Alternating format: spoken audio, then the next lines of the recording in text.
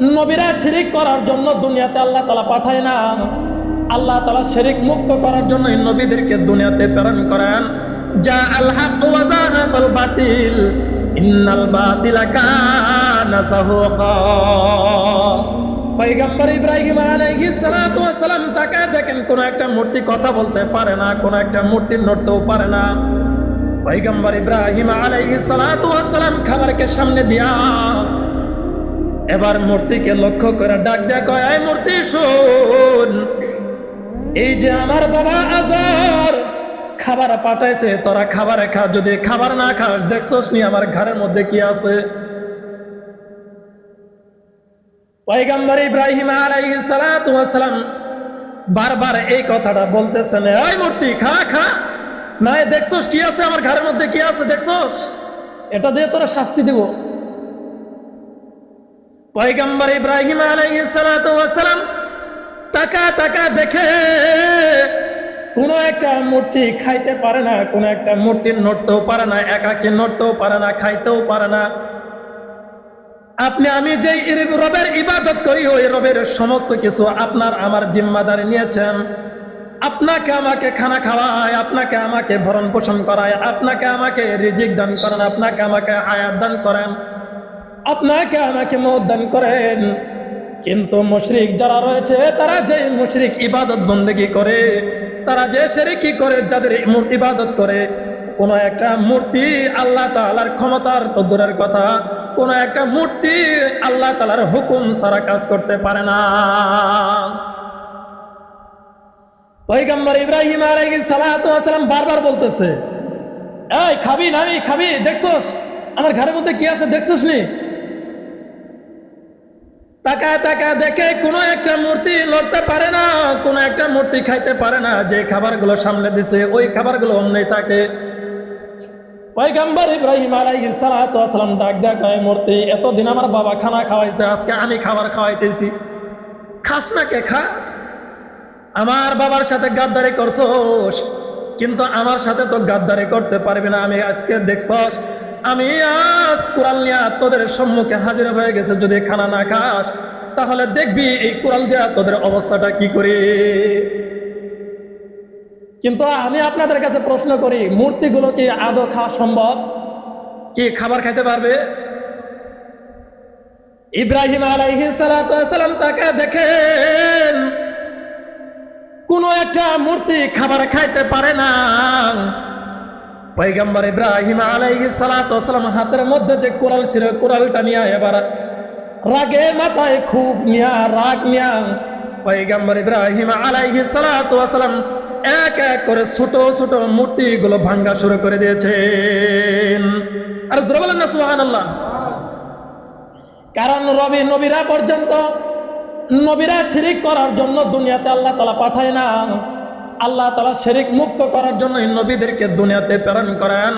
যা আল হক ওয়া যাহাকাল বাতিল ইন্নাল বাতিলা কানা যাহুকা। যেখানে বাতিল দ্বারা পরিপূর্ণ হয়ে যায় ওই মুহূর্তে আল্লাহ তাআলা বাতিলকে দ্রবীত করার জন্য, তাড়ানোর জন্য আল্লাহ তাআলা হক নামে পাঠিয়ে দেয়, হক প্রতিষ্ঠান করে ফেলে। তো পয়গম্বর ইব্রাহিম আলাইহিস সালাতু ওয়াস সালাম তাকে দেখে একটা মূর্তি খানা খায় না, তাকে দেখে একটা মূর্তি নড়তে পারে না। যে মুহূর্তে ইব্রাহিম আলাইহিস সালাতু ওয়াস সালাম বললেন খানা খা, খানা খাইতে পারলো না। এবার তারা হাতের মধ্যে কুড়ালটা নিয়ে এক এক করে ভাঙ্গা শুরু করলো। আর ভাঙ্গার পর বড় যে মূর্তি ছিল ওই মূর্তির ঘাড়ের মধ্যে কুড়ালটা রেখে দিয়েছে। পয়গম্বর ইব্রাহিম আলাইহিস সালাতু ওয়াস সালাম নিজের হাত দিয়া মূর্তিগুলো ভাঙ্গা ওই কুড়ালটা বড় একটা মূর্তির ঘাড়ের মধ্যে লটকা রাখছে। পয়গম্বর ইব্রাহিম আলাইহিস সালাতু ওয়াস সালাম এমন কাজ করে যখন বাড়িতে চলে গেছে, বাড়িতে যাওয়ার পর পয়গম্বর ইব্রাহিম আলাইহিস সালাতু ওয়াস সালাম বাড়িতে যাওয়ার পর এদিক দিয়া অন্য কেউ এই জায়গায় মূর্তি পূজা করার জন্য চলে আসছে। আয়সা দেখে আর যে জায়গায় মূর্তিগুলো ছিল ওই মূর্তির জায়গায় নাই। একটার হাত ভাঙ্গা, একটার ঠ্যাং ভাঙ্গা, আরেকটা আর মাথা ভাঙ্গা, কারো চোখ নাই, কারো হাত নাই, পা নাই, এমন অবস্থা। এবার এই অবস্থা দেখার পর ওই মূর্তি পূজারী তাকা দেখে হায় হায় আমাদের মূর্তির এই অবস্থা কে করলো, কে করলো, কে করলো? তাকে দেখে এলাকার মধ্যে জানাজানি হয়ে গেল মূর্তিগুলো কে ভাঙলো, কে ভাঙলো। এবার ওই কথাটা নমরুদের কাছ পর্যন্ত চলে গেল। নমরুদের কাছে যাওয়ার পর নমরুদ ডাক দিয়া কয়, যেই করুক না কেন তার দৃষ্টান্তমূলক শাস্তি আমরা ব্যবস্থা করব। এবার বাবা আজর তো জানে যে এই জায়গায় কে গেছিল। বাবা আজর ডাক দিয়া কয়, এই বাবা, এই ইব্রাহিম শোনো, তুমি কি এই মূর্তিগুলো ভাঙছনি? ইব্রাহিম আলাইহিস সালাতু ওয়াস সালাম ডাক দিয়া কয়, বাবা, ওই যে মূর্তি যাকে ভাঙা হয়েছে ওই জায়গায় তো একটা মূর্তি, বড় মূর্তি রয়েছে, মূর্তিকে একটু প্রশ্ন করো, মূর্তি কে ভাঙছে? একটা তো মূর্তি আছে, ওই মূর্তিকে জিগাও না, ওই মূর্তিটা কে ভাঙছে? বাবা আজর ডাক দিয়া কয়, এই ইব্রাহিম, কি বলো, মাথা খারাপ নাকি? মূর্তি কি কথা বলতে পারবে? ইব্রাহিম আলাইহিস সালাতু ওয়াস সালাম ডাক দিয়া কয়, এই বাবা শুনো, তোমার ভাষায় যদি মূর্তি কথা না বলতে পারে, মূর্তি যদি কথা না শুনতে পারে, তোমরা কার ইবাদত করো? যার ইবাদত করো তো কথা বলতে পারে না। কিন্তু আমি একজনের ইবাদত করি যিনি কথা বলতে পারেন, যিনি আমাদের কথা শুনেন। চিল্লায় বলেন না সুবহানাল্লাহ। পয়গম্বর ইব্রাহিম আলাইহিস সালাতু ওয়াস সালাম ডাক দেয়া কয়, বাবা মূর্তিকে প্রশ্ন করো। বাবা ডাক দেয়া কয়, এই মূর্তি কি কথা বলতে পারবে নি?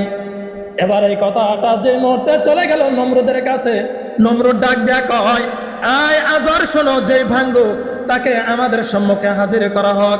এবার বাবা তাকে দেখে, আমার সন্তান, নিজের সন্তান, এই সন্তানটাই তো মূর্তিগুলো ভাঙছে।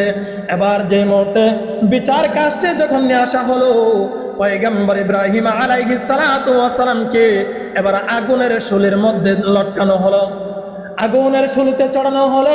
পয়গম্বর ইব্রাহিম আলাইহিস সালাতু ওয়াস সালাম তাকা দেখে যেই চরক বাসটা ধরে রয়েছে কাফের বেঈমান মুশরিকরা, ওই জায়গার নিজের বাবা, নিজের জন্মদাতা পিতা ও চরক বাসটা ধরে রয়েছে। নাউজুবিল্লাহ। ইব্রাহিম আলাইহিস সালাতু ওয়াস সালামকে আগুনে জ্বালাবে। কোন কিতাবের মধ্যে পাওয়া যায় পয়গম্বর ইব্রাহিম আলাইহিস সালাতু ওয়াস সালামকে যে আগুনের মধ্যে জ্বালাবে, ওই আগুনটা কতটুকু লম্বা কোন কিতাবের মধ্যে পাওয়া যায় 40 গজ এই দিক সামনে ডানে, 40 গজ বামে, 40 দিক সামনে, 40 দিক পিছনে, এই 40 গজ করে সমস্ত আগুনের স্তূপ করা হয়েছে। নাউজুবিল্লাহ। পয়গম্বর ইব্রাহিম আলাইহিস সালাতু ওয়াস সালামকে আগুনের মধ্যে জ্বালানোর জন্য এবার সমস্ত কাঠ লাকড়িগুলোকে আগুনে আবদ্ধ করা হইল, আগুন দিয়ে জ্বালানোর জন্য প্রস্তুতি গ্রহণ করলো, আগুন জ্বালাই দিল। পয়গম্বর ইব্রাহিম আলাইহিস সালাতু ওয়াস সালামকে এবার নিক্ষেপ করবে। তাকা দেখে পয়গম্বর ইব্রাহিম আলাইহিস সালাতু ওয়াস সালাম তাকা দেখে ওই মুশরিকদের মধ্যে আমার নিজের জন্মদাতা পিতাও চরক বাসটা ধইরা টানতেছে। এবার পয়গম্বর ইব্রাহিম আলাইহিস সালাতু ওয়াস সালাম চোখের পানি ফেলা কান্না করতেছে। কিতাবের মধ্যে পাওয়া যায় জিবরাইল আলাইহিস সালাতু ওয়াস সালাম আল্লাহকে ডাক দেয়া কয়, আল্লাহ, আপনারা পয়গম্বর ইব্রাহিম বড় মুসিবতের মধ্যে পড়ছে গো আল্লাহ, আপনি তো হক প্রতিষ্ঠা করার জন্য দুনিয়াতে পয়গম্বর ইব্রাহিমকে পাঠিয়েছেন। এবার ইব্রাহিমের এই অবস্থা দেখে আমি জিবরাইলও সহ্য করতে পারি না। ইতিমধ্যে হযরতে মিকাইল আলাইহিস সালাতু ওয়াস সালাম আসছে, আর মিকাইল আলাইহিস সালাতু ওয়াস সালাম আসে ডাক দিয়ে কয়, ওগো পয়গম্বর, আপনি যদি একবার বলেন তাহলে আমি বৃষ্টি দিয়ে আগুনগুলোকে নিভে দিতে পারি। আবার কোন কিতাবের মধ্যে পাওয়া যায় জায়গা থেকে একটা ব্যাঙ লাফায় আল্লাহর পয়গম্বরকে ডাক দেখে, ও পয়গম্বর ইব্রাহিম, আপনি যদি বলতে পারেন, আপনি যদি আমাকে বলেন, আমি একটু চেষ্টা করি না আগুন নিভানোর জন্য। আমি আপনাদের কাছে জানতে চাই, ব্যাঙ যদি প্রস্রাব করে ওই আগুনকে নিভানো কি সম্ভব? কি বলেন, সম্ভব? কিন্তু ব্যাঙের আশা হলো ও পয়গম্বর, আপনি যে হক রয়েছেন, আপনি যে সত্য রয়েছেন, ওই সত্যের পথিক, আমি একটু পথের অবলম্বন হতে চাই, আমি একটু সত্যের পথে থাকতে চাই, আমি একটু আপনাকে নিভানোর জন্য, আগুন নিভানোর জন্য আমি একটু অংশগ্রহণ করতে চাই। এই আশা নিয়ে পয়গম্বরকে ডাক দেখা হয়, ওগো পয়গম্বর আপনি আমাকে একটু অনুমতি দেন না, আমি একটু প্রস্রাব করে দেই, এই প্রস্রাবের আমার দিয়ে প্রস্রাব দিয়া যদি আগুনটা একটু নিভে যায়। ব্যাঙের কত মায়া লাগছে, কিন্তু তার বাবার কোনো মায়া লাগে নাই। কিতাবের মধ্যে পাওয়া যায় পয়গম্বর আলাইহিস সালাতু ওয়াস সালামকে যেই মুহূর্তে হযরতে মিকাইল আলাইহিস সালাতু ওয়াস সালাম ডাক দিয়ে বললেন, ও পয়গম্বর আপনি যদি বলেন আল্লাহ তাআলার কাছ থেকে অনুমতি নিয়ে আগুনটাকে নিভায় দেয় বৃষ্টির মাধ্যমে। কিতাবের মধ্যে পাওয়া যায় ইব্রাহিম আলাইহিস সালাতু ওয়াস সালাম সেই মুহূর্তে ডাক দিয়ে কয়, না মিকাইল না, আল্লাহ তাআলা যে আমাকে এমন একটা আগুনের মধ্যে ফেলা পরীক্ষা নিতেছেন, আমার রব কি আমাকে দেখে না? সুবহানাল্লাহ, আমার রব কি আমাকে দেখে না? তোমরা কেন আমাকে এই আগুন থেকে উদ্ধার করবা? আমার রব কি আমাকে উদ্ধার করতে পারে না? পয়গম্বর ইব্রাহিম আলাইহিস সালাতু ওয়াস সালামের ঈমান বড় সত্য ঈমান ছিল। পয়গম্বর ইব্রাহিম আলাইহিস সালাতু ওয়াস সালামকে আল্লাহ তাআলা ঈমান দিয়ে দুনিয়াতে প্রেরণ করেছিলেন। কিতাবের মধ্যে পাওয়া যায় যেই মুহূর্তে এই কথাটা জানাই দিলেন, ওই মুহূর্তে আল্লাহ তাআলা জিব্রাইলকে ডাক দেয়া কয়, আয় জিব্রাইল শোনো, আমার পয়গম্বরের কাছে যাও, আমার পয়গম্বরকে খুশ খবর দিয়ে দাও, আমার পয়গম্বর যেন কোনো টেনশন না করে, আমার পয়গম্বরের জিম্মাদার আমি আল্লাহ তাআলা নিজেই হয়ে গেলাম। পয়গম্বর আরবি সাল্লাল্লাহু আলাইহি ওয়াসাল্লামকে যেই মুহূর্তে ওই আগুনের মধ্যে ফেলাবে, কিতাবের মধ্যে আরেকটা তাফসীরের মধ্যে পাওয়া যায় বারবার ফেলানোর জন্য চেষ্টা করে, আগুনের মধ্যে যেই মুহূর্তে ফেলাবে, এই চড়ক বাসটা যেই মুহূর্তে ছেড়ে দেয় কিন্তু পড়ে না, ওই মুহূর্তে পড়ে না, কারণ ওই জায়গায় ঈমানদার হযরতে ইব্রাহিম আলাইহিস সালাতু ওয়াস সালাম নিজে ছিলেন। এবার চিন্তা করলেন পয়গম্বরকে এই যে আগুনের মধ্যে ফেলানোর চেষ্টা করতেছি কিন্তু পড়তেছে না, চরক বাসটা এই যে উপর দিক তুলে দেই কিন্তু পড়তেছে না, কারণটা কি? এবার শয়তান তাকে বুদ্ধি দিল, নমরুদকে ডাক দেয়া কয়, আয় জানো না সে ঈমানের পথিক, ঈমান নষ্ট করতে চাইলে তাহলে এই জায়গায় মহিলাদেরকে আনো। নাউজুবিল্লাহ বলেন না, আর জোরে বলেন না নাউজুবিল্লাহ। কখন নাউজুবিল্লাহ সুবহানাল্লাহ বলতো এটা আপনারা তো জানেনই না। ইব্রাহিম আলাইহিস সালাতু ওয়াস সালামকে আগুনের মধ্যে ফেলাবে কিন্তু ফেলাইতে পারতেছে না। একজন বুদ্ধি দেয় কি, নমরুদ, যদি ইব্রাহিমকে আগুনের মধ্যে ফেলাতে চান তাহলে এই জায়গায় নারীদেরকে উপস্থিত করেন, আর নারীদেরকে উপস্থিত কইরা তাদেরকে অলঙ্গ করে দেন, এই জায়গায় ফেরেশতা দূর হয়ে যাবে, ওই মুহূর্তে আমরা আগুনের মধ্যে নিক্ষেপ করতে পারবো। চিল্লা বলেন নাউজুবিল্লাহ। ঠিক তাই করা হলো, জায়গায় থেকে সুন্দরী রমণীদেরকে নিয়ে আসা হলো, আর তাদেরকে উলঙ্গ অবস্থায় ওই জায়গায় একত্রিত করা হলো। আর একত্রিত করার পর ইব্রাহিম আলাইহিস সালাতু ওয়াস সালামকে কিতাবের মধ্যে তো পাওয়া যায় যে যে জায়গায় শয়তানের কাজ করা হয় সেই জায়গায় আল্লাহ তাআলার ফেরেশতারা থাকে না। ইব্রাহিম আলাইহিস সালাতু ওয়াস সালামকে আবার আগুনের মধ্যে নিক্ষেপ করে দিল। আমি আপনাদের কাছে জানতে চাই, আগুন হুকুম মানে একজন, চিল্লা বলেন তো তিনি কে? আরে জোরে বলেন না, কি তিনি কে? আল্লাহ তাআলার হুকুম বিরোধী কোনো কাজ করতে পারে? এবার আল্লাহ তাআলা ডাক দেয়, আয় আগুন, তুই আমার সৃষ্টি আর আমি তোর স্রষ্টা।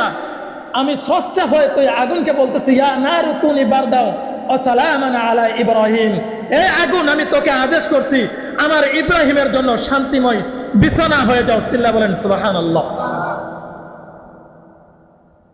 পয়গম্বর ইব্রাহিম আলাইহিস সালাতু ওয়াস সালাম যে মুহূর্তে আগুনের মধ্যে নিক্ষেপ করে দিলেন, নিক্ষেপ করার সাথে সাথে নমরুদ তাকায় দেখে কোন কিতাবের মধ্যে পাওয়া যায় 40 দিন, কোন কিতাবের মধ্যে পাওয়া যায় 1 মাস, কিন্তু 40 দিনের কথাই উল্লেখ বেশি রয়েছে। উলামায়ে কেরাম 40 দিনকে বলেছেন বেশি। ইব্রাহিম আলাইহিস সালাতু ওয়াস সালাম 40 দিন পর আগুন থেকে বের হইয়া এবার সশরীরে পয়গম্বর ইব্রাহিম আলাইহিস সালাতু ওয়াস সালাম নমরুদের সামনে হাজির। সুবহানাল্লাহ বললেন না? আপনাদের কাছে এটা সাধারণ কথা মনে হইল। 40 দিন পরে ইব্রাহিম আলাইহিস সালাতু ওয়াস সালাম 40 দিন পরে আগুন থেকে বের হয়ে সাধারণভাবে বের হয়েছে। আপনাদের কাছে এটা সাধারণ কথা মনে হয়েছে। আচ্ছা, আমি আপনাদের কাছে বলি, জামাতে যদি আগুন ধরে কয় মিনিট থাকবে? একজন মানুষ চোখের সামনে 2 মিনিটে পুড়ে যাবে, তখন আপনি সুবহানাল্লাহ বলেন। আর ইব্রাহিম আলাইহিস সালাতু ওয়াস সালাম 40 দিন থেকে আগুনের মধ্যে পয়রা থাইকা ইব্রাহিম আলাইহিস সালাতু ওয়াস সালাম সশরীরে আগের চাইতে সহি সালামতে বের হয়ে আসছে, আর আপনারা সুবহানাল্লাহ বলেন না। সুবহানাল্লাহ। আপনাদের কাছে সোজা কথা মনে হয় যে আগুনের মধ্যে থাকা সম্ভব, আপনারা থাকতে পারবেন? এই কোয়ালিকান্দি মধ্যপাড়া নূরে মদিনা জামে মসজিদের সমস্ত মুসল্লিরা থাকতে পারো, আগুনের মধ্যে থাকা সম্ভব। যাই হোক, আল্লাহ মাফ করুক। ইব্রাহিম আলাইহিস সালাতু ওয়াস সালাম সশরীরে যখন বের হয়েছে, নমরুদ চিন্তা করতেছে, হাই হাই অবস্থাটা, এটা আমি কি দেখলাম? ইব্রাহিমকে আগুনের মধ্যে নিক্ষেপ করলাম, আর সেখান থেকে সহি সালামতে 40 দিন পরে বের হয়ে গেল, এটা আমি কি দেখলাম? কারণ নমরুদ জানে এই মুহূর্তে যদি ইব্রাহিমকে কিছু বলি, তাহলে ইব্রাহিমের আল্লাহ আমাকে ছাড়বে না। কারণ যেই ইব্রাহিমের আল্লাহ ইব্রাহিমকে 40 দিন রাখার পরেও আগুন থেকে সহি সালামতে বের করছে, ওই ইব্রাহিমের সাথে এখন কথা বলা মানে আগুনের মতো প্রত্যক্ষ ধরবো আমারে। নমরুদ ভয় পায়। এই বর্তমান যুগেও যারা উলামায়ে কেরাম এবং নবীদের কথা বলে, তারা তাদের কাছে এমন ভাবে ভয় করে, তার আলেমদেরকে এমন ভাবে ভয় করে, তারা এমন ভাবে ভয় করে যে তাদেরকে বিরুদ্ধে একটা কথা বললে আল্লাহ তাআলা আমাদেরকে অবশ্যই অবশ্যই গজব দেবে, এমন করেই ভয় করে। নমরুদ যেমন করে ভয় করছে, ঠিক তেমন করে এই যুগেও এই কাফের বেঈমান মুশরিকরা ভয় করে। তো মুহতারাম হাজিরিন, 40 দিন পর সহি সালামতে বের হয়ে গেলেন। ইব্রাহিম আলাইহিস সালাতু ওয়াস সালাম বললেন এটা সম্ভব না, কারণ ইব্রাহিমকে হেফাজত করার দায়িত্ব কে নিয়েছেন? বলেন না, কে নিয়েছেন? আল্লাহ তাআলা নিয়েছেন। আল্লাহ তাআলা আগুনকে ডাক দিয়ে বলেন, ইয়া নারু কুনি বারদা ওয়া সালামান আলা ইব্রাহিম। হে ইব্রাহিম, আপনার জন্য টেনশন করেন না, আমি আল্লাহ তাআলা আগুনকে হুকুম করেছি, আর আগুন আপনাকে পুড়বে না, আপনার জন্য শান্তিময় বিছানা হয়ে যাবে। আর ঠিক তাই হয়ে গেছে, শান্তিময় বিছানা হয়ে গেছে। আর ইব্রাহিম আলাইহিস সালাতু ওয়াস সালামের সর্বপ্রথম পরীক্ষাই ছিল এই অগ্নি পরীক্ষা। কি পরীক্ষা বলেন? অগ্নি পরীক্ষা। এই অগ্নি পরীক্ষা তো হযরত ইব্রাহিম আলাইহিস সালাতু ওয়াস সালাম ঈমান ছেড়ে দেয় নাই। এই অগ্নি পরীক্ষাতেও ইব্রাহিম আলাইহিস সালাতু ওয়াস সালাম একবারের জন্য পিছপা হয় নাই। ইব্রাহিম আলাইহিস সালাতু ওয়াস সালাম একবারের জন্য নিজের উপর ঈমান ছেড়ে দেন নাই, আল্লাহ তাআলার উপর ঈমান ছেড়ে দেন নাই, আর নিজেকে ধরে রাখছেন, তাওহীদের উপর ধরে রাখছেন যে আল্লাহ আমাকে যা করবে অবশ্যই এর ফল আল্লাহ তাআলা দিবে। ঠিক তাই আল্লাহ তাআলা ইব্রাহিম আলাইহিস সালাতু ওয়াস সালামকে জাতির ইমাম বানিয়ে দিয়েছেন। চিল্লা বলেন সুবহানাল্লাহ।